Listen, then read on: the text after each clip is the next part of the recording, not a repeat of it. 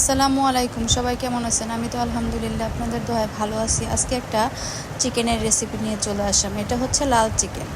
দিয়ে দিচ্ছি হলুদ, ধনিয়া এবং মরিচের গুঁড়া। মরিচের গুঁড়াটা একটু বেশি দিব, যেহেতু লাল চিকেন সেহেতু লাল করে রান্না করব। এখন দিয়ে দিচ্ছি টক দই পরিমাণ মতো, আর হচ্ছে আদা রসুন বাটা দিয়ে এটাকে আমি হাত দিয়ে ভালো করে মেখে নিব। 2-3 মিনিট ভালো করে মেখে নিয়েছি। এখন এটাকে মাখা শেষ। এটাকে রেস্টে দিয়ে দিব আধা ঘন্টার জন্য। এই পর্যায়ে নিয়ে নিচ্ছি একটা ব্লেন্ডার, নিয়ে নিলাম একটা টমেটো কেটে নিয়েছি, দিয়ে দিলাম কতগুলো শুকনো মরিচ আর হচ্ছে কাজু বাদাম, দিয়ে দিলাম রসুন। এখন ব্লেন্ডার করে নেব এগুলো সবগুলোকে। একটা কড়াই বসিয়ে নিয়েছি, এখানে আমি পরিমাণ মতো তেল দিয়ে গোটা মশলা দিয়ে দিলাম।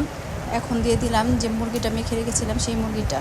এটা আমি এখানে ব্রয়লার মুরগি নিয়ে নিয়েছি, আপনারা আপনাদের পছন্দ মতো নিয়ে নিতে পারেন। একটু জিরা বাটা আর হচ্ছে জয়ফল জয়ত্রী বাটা দিয়ে দিলাম। এখন যে ব্লেন্ডার করে রেখেছিলাম মশলাটা, সেই মশলাটা অ্যাড করে নিচ্ছি মুরগি কিছুক্ষণ কষানোর পর। এটাকে আমি আরও একটু ভালো করে কষিয়ে নেব, মশলাটা যাতে কাঁচা গন্ধ চলে যায়। এখানে একটা পাতিল বসিয়ে নিয়েছি ভাত রান্না করার জন্য। এদিক দিয়ে আমার চিকেন কষানো হয়ে গেছে। এখন দিয়ে দিলাম পানি, যাতে চিকেনটা ভালো করে সিদ্ধ হয়ে যায়।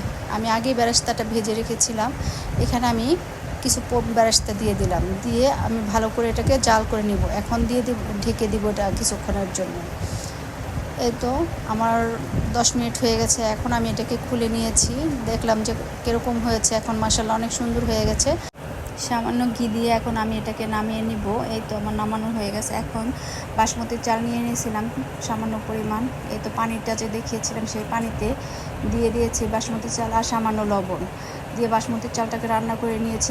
দেখেন কতটা সুন্দর হয়েছে, প্লেটটা খেতেও ভীষণ মজা হয়েছে। আপনারা অবশ্যই ট্রাই করুন।